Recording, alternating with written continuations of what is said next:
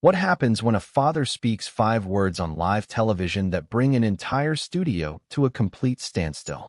I wasn't there that day. His admission lingered in the air like an explosion. Dr. Phil paused mid-sentence, raising his hand in a way no one had seen before. The cameras continued recording, yet everything felt frozen. What followed became one of the most memorable moments in Dr. Phil's history.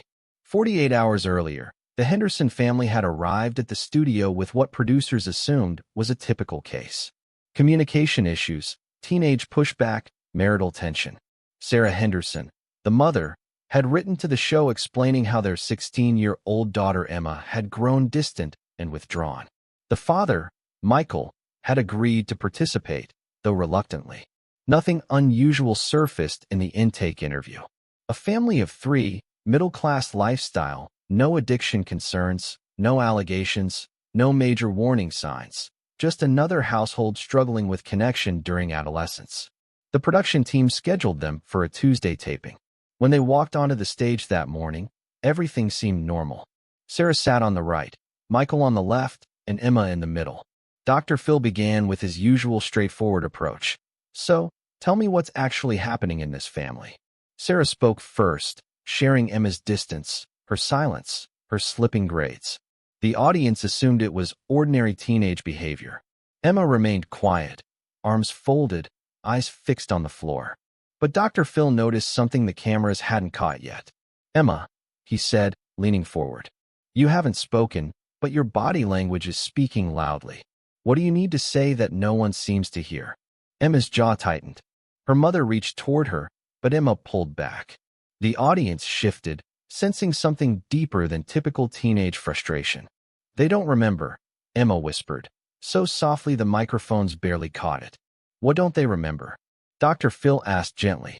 Emma looked at her father for the first time. The day it happened. The day everything changed. Michael's face drained of color. Sarah looked lost.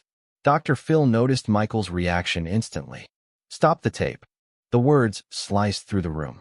Producers exchanged uncertain glances. Dr. Phil rarely paused a taping unless something significant was unfolding. The studio went silent. Dr. Phil stood and walked toward the edge of the stage, addressing his team directly. I need everyone to take a moment. Whatever's coming next needs to be handled carefully. He turned back to the family. Michael, do you know what she's referring to? Michael's hands trembled. He opened his mouth, shut it, and tried again. 15 seconds of silence felt endless. I wasn't there that day. 5 words. The studio froze. Sarah pressed her hand to her mouth. Emma's eyes filled. The audience knew the moment was meaningful, even if they didn't yet know why. Dr. Phil sat down slowly. His voice softened into something rarely heard. Calm, grounded, completely human. Michael, I need you to tell me which day we're talking about. Michael's voice cracked. Her championship game, 3 years ago. She was the starting pitcher.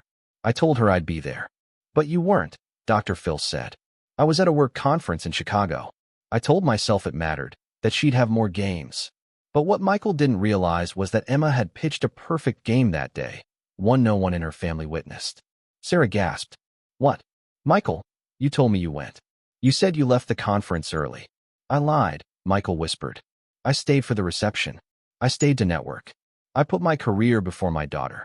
Emma finally spoke, her voice steady despite her tears. I played the best game of my life. 9 innings. No hits. Scouts were watching. College recruiters were there. My teammates lifted me up after the last pitch. And when I looked for you in the stands, Dad, you weren't there. Dr. Phil leaned back, processing. The camera caught the moment his expression changed, from therapist to father, grasping the weight of what had just been said.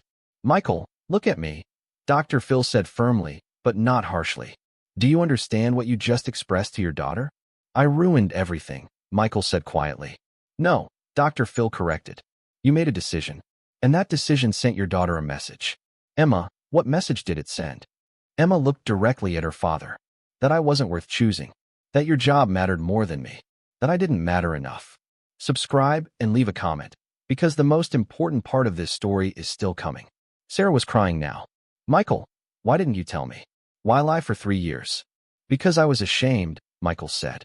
I knew exactly what I'd done. And every day since, I watched her pull away and knew I caused it. I just didn't know how to repair it. Dr. Phil stood again. Hold on. He walked to the edge of the stage and spoke to someone off camera. Bring me the envelope. A production assistant walked in with a sealed manila envelope. Dr. Phil held it briefly, then passed it to Michael. Before you came today, our team did something. Emma, you gave us permission to reach out to your former coach. Open it, Michael. Michael's hands trembled as he opened the envelope. Inside were photographs. Emma on the pitcher's mound mid-throw, Emma being lifted by teammates, Emma holding a trophy, and a letter. Read it out loud, Dr. Phil said gently. Michael's voice wavered as he began. To whom it may concern, Emma Henderson pitched the most exceptional game I've seen in 30 years of coaching. What stood out even more than her skill was her calm under pressure. When I asked who she wanted to dedicate the win to, she said, my dad, even though he couldn't be here. That's who she is, someone worth showing up for. Coach Martinez. The studio reacted instantly. The audience was in tears. Sarah reached for Emma's hand, and Michael sat holding the photos, finally recognizing the weight of what he had missed. Dr. Phil leaned forward, his tone softer. Michael, here's what I need you to see. You can't get that day back. You can't relive that perfect game with her. But you can decide what you do from here. I don't know how to fix this, Michael said. You can't fix it, Dr. Phil replied. You can only be truthful about it. Emma, what do you need from your father? Emma looked directly at Michael for the first time in years. I need him to stop acting like it didn't matter. I need him to admit that it changed something between us.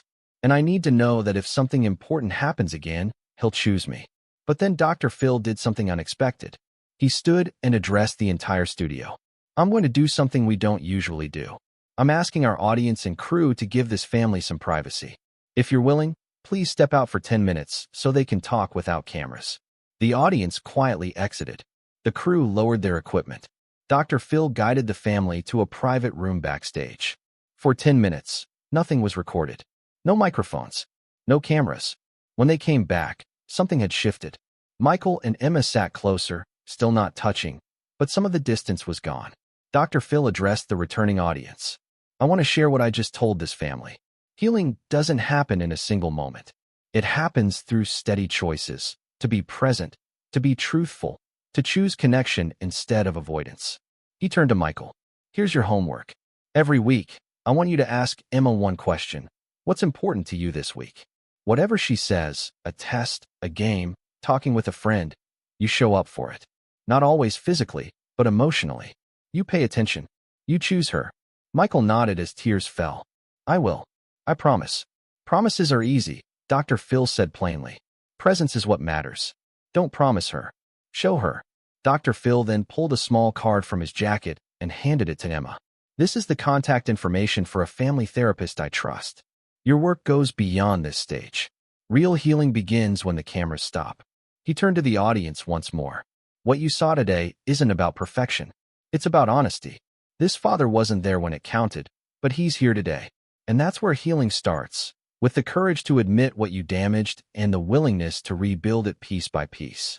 The effects of that moment stretched far beyond the Henderson family. After the episode aired, the Dr. Phil show received over 50,000 messages.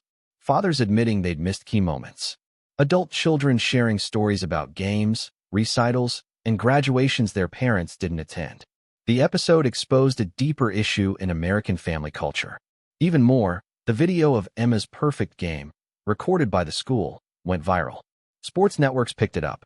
The story of a girl who delivered an incredible performance while her father chose work sparked a national discussion about parenting, priorities, and being present. 6 months later, Michael and Emma returned to the show for a follow-up. The change was clear.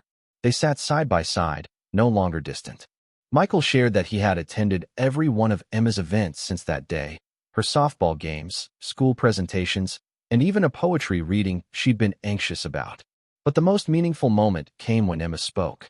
Dr. Phil asked me backstage that day what I truly wanted, Emma said.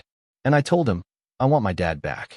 Not the dad who makes promises, the dad who actually shows up. She looked toward Michael. And you have. Every single time. Dr. Phil nodded. This, he said, is what accountability looks like. Not perfection, but presence. Share and subscribe. Help make sure this story is remembered.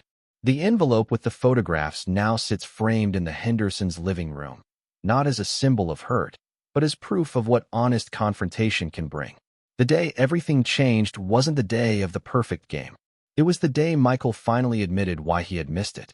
Dr. Phil's closing message from that episode echoed far beyond the studio. Children don't need perfect parents. They need present ones. They need you to choose them again and again, especially when it's inconvenient. The father who wasn't there that day became the father who showed up every day afterward. And that changed everything. 3 years after the episode aired, the impact was still visible. Emma earned a full athletic scholarship to UCLA, where she continued pitching. But more importantly, Michael had grown into her strongest supporter, attending every home game, video calling during away games, and nurturing a relationship that went well beyond softball. The defining moment happened at Emma's first college championship. As she walked to the mound for the final inning, she glanced into the stands. Michael stood there holding a sign that read, "I choose you." Emma later said that single moment healed more than any therapy session could. Sarah, who had been deeply hurt by Michael's dishonesty, found her own clarity as well. "I realized I had been enabling his absence," she told Dr. Phil in a follow-up call. "I excused his behavior because it was easier than facing the truth. We both had to change." The episode eventually became required viewing in family therapy programs across the country. Therapists used the Hendersons' story to explain ambiguous loss, the grief children experience when a parent is physically present but emotionally unavailable. The phrase, "I wasn't there that day," became shorthand among professionals for parental absence and its long-term effects. Dr. Phil reflected on the episode in later interviews. Some moments in his career stayed with him, and Michael's confession was one of them. Not because it was dramatic, but because it was sincere, and real change begins with honesty. The card Dr. Phil gave Emma that day, with a family therapist number, had been put to use. The Hendersons attended weekly therapy for 18 months. They learned better communication, rebuilt trust, and created new routines that valued presence over productivity. But one of the most unexpected outcomes was how Michael's career shifted. 6 months after appearing on the show, he left his corporate job and began consulting from home. "I realized the ladder I was climbing leaned against the wrong wall," he said. "I was building a career at the cost of my family. When I changed that, I became the father I should have been." The photographs from the envelope now travel with Emma to every game. She keeps them in her gear bag, not as reminders of what was lost, but of what was rebuilt through truth and courage. And on the anniversary of that perfect game each year, Michael sends Emma a message that says, "I choose you today. I choose you tomorrow. I choose you always." That became the legacy of the day everything changed. The final chapter arrived 5 years after the original episode. Emma graduated from UCLA with honors, both academically and athletically. At her graduation, she did something unexpected. She invited Dr. Phil. He sat beside Michael and Sarah as Emma walked across the stage. In her valedictorian speech, she talked about second chances and the strength it takes to repair what's broken. She didn't mention the episode directly, but everyone familiar with the story understood the reference. After the ceremony, Dr. Phil pulled Michael aside. "You did it," he said. "You showed up when it mattered." Michael's reply said everything. "I show up every day now. That's what fathers do." The envelope, the photographs, the confession, they all led to this. A daughter who believed in second chances because her father proved that change is possible. A family rebuilt through honesty, therapy, and the ongoing choice to be present. Dr. Phil's lesson had come full circle. Healing doesn't happen in a single TV moment. It happens through countless small decisions over years, when no one is watching, when the cameras are off, when all that matters is being there for the people you love.